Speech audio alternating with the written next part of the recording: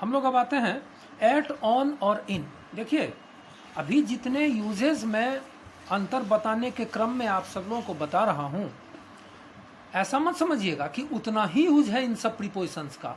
बहुत सारे यूज हैं। हम अभी उसी एलिमेंट को, उसी फैक्टर को टेकअप कर रहे हैं जो इसमें अंतर को डिनोट करे, जो इसमें डिफरेंस को क्लियर करे, समझाए। तो इस प्रकार हम लोग इस तीनों में अंतर जो ले रहे हैं वो टाइम के संदर्भ में ले रहे हैं। वो हम सब लोग टाइम के संदर्भ में ले रहे हैं। जैसे एट जो है वह आवर के लिए, घंटा के लिए। ऑन जो है वह डे या डेट के लिए, डे या डेट के लिए। और इन जो है वह आपको मोर देन ए डे, मतलब एक दिन से ज़्यादा हो। एक दिन से ज़्यादा सप्ताह होते हैं, महीना होते हैं, साल होते हैं, ये सब एक दिन से ज़्यादा होते हैं। चलिए, तो हम सब लोग थोड़ा इसको क्लियर करें। जैसे कहते हैं कि he will come at 7 PM। देखिए, 7 बजे शाम में वो आएगा, तो 7 बजे शाम में आएगा, यहाँ हमने एट लगा, घंटे की बात हो रही है। तो अगर कहते हैं ही विल कम मंडे, या कोई तारीख की बात कर रहे हैं तो तारीख हो वो भी 24 आवर का होगा, मंडे होगा वो भी 24 आवर का होगा। तो तारीख की बात करें तो हम लोग वहाँ ऑन लगाते। ये मंडे की बात करें या कोई तारीख भी अगर देते। लेकिन अगर कहते हैं कि ही विल कम इन अगस्त हो, या 2021 हो, या नेक्स्ट वीक हो, या नेक्स्ट मंथ हो, मतलब ये सब दिन से ज़्यादा के हैं, 24 आवर से ज़्यादा के ये सब हैं। And that's why we have used in here in this case, here in this sentence. इस मामले में हम लोग इन का यूज़ इसीलिए किए चूँकि अगस्त हो, 2021 हो, नेक्स्ट वीक हो, नेक्स्ट मंथ हो, ये सब दिन से ज़्यादा होते हैं, महीना, सप्ताह, साल दिन से ज़्यादा। तो यहाँ पर हमने इन का प्रयोग किया। एक और चीज़ यहाँ बताऊँ, एक और चीज़ मैं यहाँ ये बताऊँ कि एट और इन का प्रयोग, एट और इन का प्रयोग जो है वह पार्ट्स ऑफ द डे के लिए ही भी आता है। पार्ट्स ऑफ द डे माने दिन का खंड। पार्ट्स ऑफ द डे का मतलब दिन का खंड। ये दिन का खंड क्या होता है?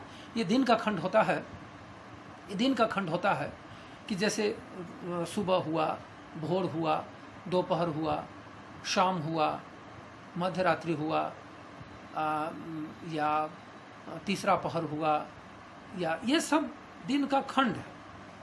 तो जिसको विशुद्ध हम लोग अपने पुरातन भाषा में पहर कहते थे या कहते हैं अभी, तो उसके लिए हम लोग वो पार्ट्स ऑफ द डे हुआ, और उसके लिए हम लोग एट भी लगाते हैं, इन भी लगाते हैं। यहाँ कंफ्यूज ना हो, यहाँ पर ध्यान पर रखना पड़ेगा कि एट का प्रयोग हम लोग डॉन के लिए देते हैं।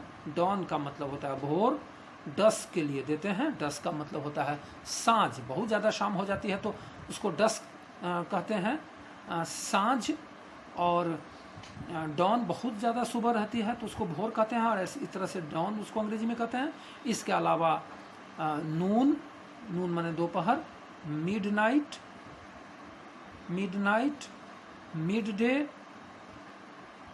इन सब के लिए हम लोग एट का यूज़ करते हैं। लेकिन इन का यूज़ हम लोग करते हैं जैसे मॉर्निंग के पहले इन, ये सब ध्यान रखना पड़ेगा।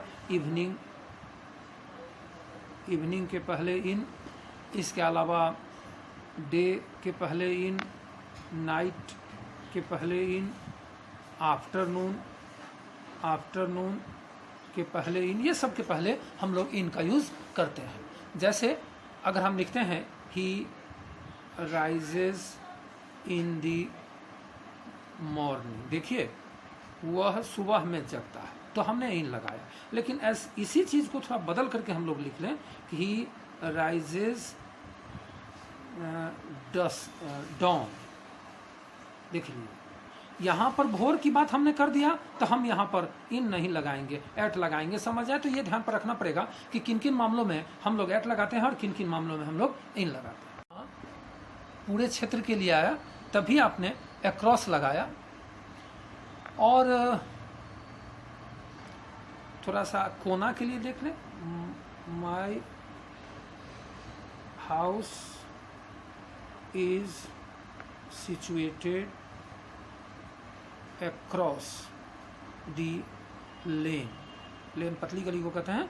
तो मेरा घर गली के कोने में स्थित है, मेरा घर गली के कोने में स्थित है, मेरा घर गली के कोने में स्थित है। My house is situated across the lane. एक चीज मैं बता दूं, ये जितने भी अक्रॉस का यूज किए हैं हम लोग 6 मामलों में, तो अक्रॉस का यूज तो उतना ही है, लेकिन इन सभी अक्रॉस के जगह पर हम लोग ओवर का भी प्रयोग कर सकते हैं। लेकिन ओवर का और भी ज़्यादा यूज है, जो हम ओवर